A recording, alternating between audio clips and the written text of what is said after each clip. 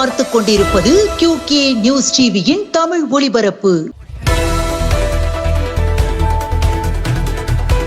சட்டமன்ற தேர்தலில் போட்டியிடும் திமுக மற்றும் கூட்டணி கட்சி வேட்பாளர்களை ஆதரித்து முதலமைச்சர் மு.க.ஸ்டாலின் இன்று மார்ச் 31 திருவாரூரிலிருந்து தனது தேர்தல் பரப்புரையை தொடங்குகிறார். இன்றைய தினத்தில் திருவாரூர், திருத்துறைப்பூண்டி, நன்னிலம் மற்றும் மன்னார்குடி ஆகிய தொகுதிகளின் வேட்பாளர்களை ஆதரித்து அவர் தீவிர வாக்கு சேகரிப்பில் ஈடுபடுகிறார். இந்தியாவில் தாமதமான மக்கள் தொகை கணக்கெடுப்பு 2027 இரு கட்டங்களாக நடைபெறுகிறது. இதன் முதற்கட்ட பணிகள் நாளை ஏப்ரல் 1 தொடங்கி செப்டம்பர் 30 வரை 31 லட்சம் பணியாளர்களுடன் நடக்கிறது. முதன்முறையாக 16 இலக்க எண் மூலம் பொதுமக்கள் சுய விவரங்களை பதிவு செய்யும் வசதி அறிமுகப்படுத்தப்பட்டு 16 இலக்க எண் வழங்கப்படும். இரண்டாம் கட்டத்தில் சாதி, மதம் குறித்த தரவுகள் சேகரிக்கப்படும். மகாவீர் ஜெயந்தி இன்று மார்ச் 31 கொண்டாடப்படும் நிலையில் தமிழ்நாட்டில் உள்ள அனைத்து மாவட்டங்களிலும் செயல்படும் மதுபான கடைகள், மதுபான கூடங்கள் அடைக்க தமிழக அரசு சார்பில் உத்தரவிடப்பட்டுள்ளது. இந்த உத்தரவை மீறி செயல்படுவோர் மீது கடும் நடவடிக்கை எடுக்கப்படும் என எச்சரிக்கப்பட்டுள்ளது. மேலும் நேற்று குடிமகன்கள் அனைவரும் மதுவை வாங்கி பதுக்கி வைத்துள்ளனர். ஈரான் மீதான அமெரிக்காவின் தரைவழி தாக்குதல் அச்சுறுத்தலால் பிரெண்ட் கச்சா எண்ணெய் விலை பேரலுக்கு $116 கடுமையாக உயர்ந்துள்ளது. இதனால் பல நாடுகளில் பெட்ரோல், டீசல் விலை 60% வரை அதிகரித்துள்ளது.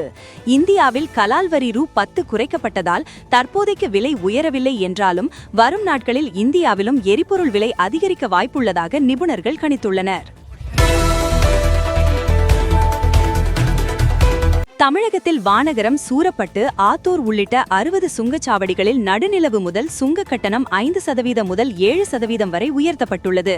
இதனால் கார், ஜீப் போன்ற இலகுரக வாகனங்களுக்கு ரூ.10 முதல் ரூ.40 வரையும், லாரி, பேருந்து போன்ற கனரக வாகனங்களுக்கு ரூ.50 முதல் ரூ.200 வரையும் கூடுதல் கட்டணம் வசூலிக்கப்படும் நிலை ஏற்பட்டுள்ளது. இதனால் வாகன ஓட்டிகள் கடும் சிரமத்திற்கு உள்ளாகியுள்ளனர். கர்நாடக மாநிலம் கொப்பல் மாவட்டம் கங்காவதியில் கடந்த சில நாட்களாக நடுநிரவில் மர்ம நபர் ஒருவர் வீடுகளுக்குள் புகுந்து பெண்களின் உள்ளாடைகளை மட்டும் திருடிச் செல்லும் சம்பவம் அதிர்ச்சியை ஏற்படுத்தியுள்ளது. பணம், நகைகளை தொடாமல் இவற்றை மட்டும் அவர் திருடும் CCTV காட்சிகள் வெளியாகி வைரலாகியுள்ளன. இந்நிலையில் போலீசார் வழக்கு பதிவு செய்து அந்த நபரை CCTV காட்சிகள் அடிப்படையில் தீவிரமாக தேடி வருகின்றனர். சென்னையில் வணிக கேஸ் சிலிண்டர்களுக்கு கடும் தட்டுப்பாடு நிலவுவதால் கள்ளச்சந்தையில் ஒரு சிலிண்டர் ரூ.6500 வரை விற்கப்படுவதாக ஹோட்டல் உரிமையாளர்கள் தெரிவித்துள்ளனர். மத்திய அரசு தட்டுப்பாடை போக்க நடவடிக்கை எடுப்பதாக கூறினாலும் தற்போதைய சூழலால் உணவகங்களில் உணவுப் பொருட்களின் விலையை உயர்த்த வேண்டிய கட்டாயம் ஏற்பட்டுள்ளதாகவும் உணவக ஊழியர்கள் கவலை தெரிவித்துள்ளனர். ATM-இல் செய்யப்படும் பணமில்லாத பரிவர்த்தனைகளும் இப்போது இலவச வரம்புக்குள் சேர்க்கப்பட்டுள்ளன. இலவச வரம்பை தாண்டியவுடன் பணம் எடுப்பதற்கும் பேலன்ஸ் பார்ப்பதற்கும் தனித்தனியாக கட்டணங்கள் விதிக்கப்படும். இந்த மாற்றங்கள் சிறிதாக தோன்றினாலும் அடிக்கடி ATM பயன்படுத்தும் மக்களுக்கு கூடுதல் செலவை ஏற்படுத்தும். இந்த கட்டணம் வசூல் நாளை ஏப்ரல் 1 முதல் நடைமுறைக்கு வரவிருப்பதாக தெரிவிக்கப்பட்டுள்ளது.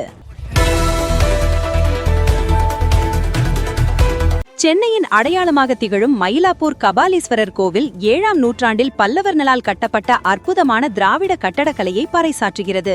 சிவபெருமான் மற்றும் கற்பகாம்பாள் வீற்றிருக்கும் இக்கோவிலில் மர சிற்பங்கள் மற்றும் கோபுர வேலைப்பாடுகள் பக்தர்களை பெரிதும் கவர்வதோடு பங்குனி பெரும்பிழா மிக விமர்சையாக கொண்டாடப்படுகிறது. தினசரி 6 கால பூஜைகள் நடைபெறும் இத்தலம் பழமை மாறாத தெப்பக்குளத்துடன் ஆன்மீகம் மற்றும் கலைநயம் மிக்க சுற்றுலா தலமாக விளங்குகிறது.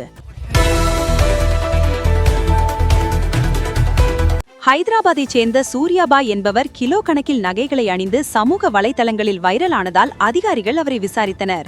ஆரம்பத்தில் தன்னிடம் ரூ.1 கோடி மதிப்பிலான நகைகள் இருப்பதாக அவர் கூறினார்.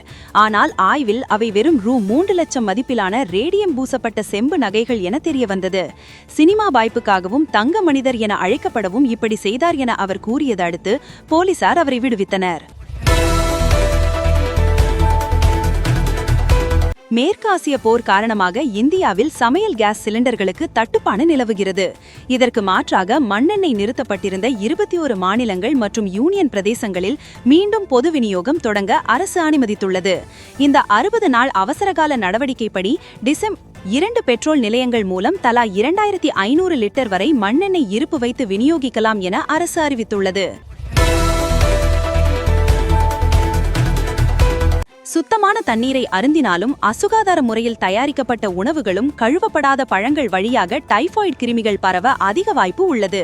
குறிப்பாக தெருவோரங்களில் விற்கப்படும் திறந்தவெளி உணவுகளும் ஈக்கள் மொய்த்த பண்டங்கள் மூலமாகவும் சால்மோனெல்லா டைஃபி பாக்டீரியாக்கள் பரவுகின்றன. தனிநபர் சுகாதாரமும் உணவு தூய்மையும் இருந்தால் மட்டுமே டைபாய்டிலிருந்து முழுமையாக தப்ப முடியும். இத்துடன் இந்த செய்தி தொகுப்பு நிறைவடைந்தது. நன்றி, வணக்கம்.